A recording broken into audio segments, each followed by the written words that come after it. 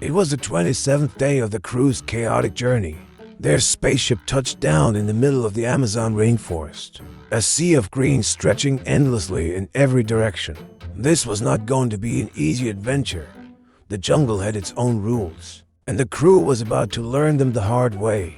The ramp of their vessel hissed as it lowered, revealing a wall of dense, humid air. The crew, a collection of colorful, jelly bean-shaped astronauts, stepped out one by one. Their simple cartoony forms a stark contrast to the complex wilderness. Red, with a glossy suit, was the first to speak. "It's hot. It's sticky and something just bit me." Red wiggled slightly, the discomfort clear even without facial expressions. Yellow, ever the optimist, scanned the towering trees and vibrant foliage. "Relax. It's just nature saying hello." Probably.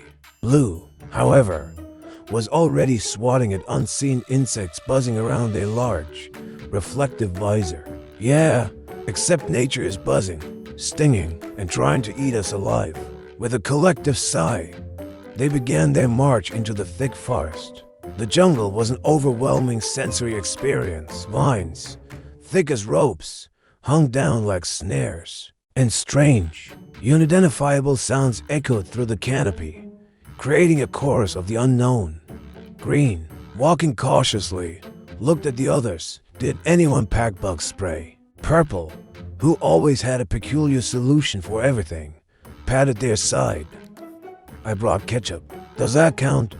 Red stopped and turned, their visor reflecting the dense green surroundings. "Only if the bugs want fries with us." Suddenly, a piercing squawk erupted from a branch just above their heads. A brilliantly colored parrot stared down at them, ruffling its feathers. The entire crew jumped, their stubby legs leaving the ground for a split second. "Ah, it spoke. Did it just say sus?" Yellow exclaimed, pointing a non-existent finger at the bird. Blue shook their head in disbelief. "Great. Even the parrots think we're imposters."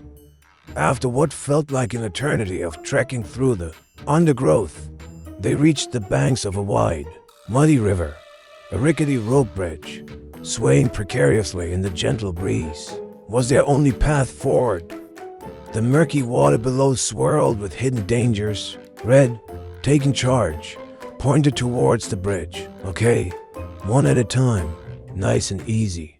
Purple peered into the brown water, a thoughtful glint in their visor. "Or we could swim." Yellow recoiled dramatically. "With piranhas, no thanks." Purple, "I value my jelly bean legs." Deciding to risk the bridge, Red went first, testing each plank with careful steps. As the others followed, the ancient ropes groaned under their combined weight. A loud creak echoed across the river, and one of the support ropes frayed, sending a jolt of panic through the group. Green, halfway across, shouted back to the others, "Hurry up, I can hear drums." Blue, right behind Green, gripped the ropes tightly. "That's my heartbeat, buddy." They scrambled the rest of the way, collapsing onto the far bank, gasping for air. Their relief was short-lived. As they gathered their supplies, a troop of mischievous monkeys descended from the trees with lightning speed. Chattering and screeching, they snatched the crew's bags of food and vanished back into the canopy before anyone could react. Yellow stared up at the rustling leaves, their shoulders slumping. "Hey, that was our lunch." Red threw their non-existent hands up in despair. "We'll starve. We'll never make it." Purple, surprisingly calm, watched the monkeys disappear. On the bright side, at least they liked my cooking. Defeated and hungry, the crew pushed onward.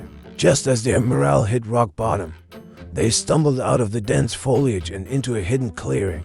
Before them stood a magnificent, ancient temple, its stone walls covered in a thick blanket of moss and vines. The air grew still and heavy.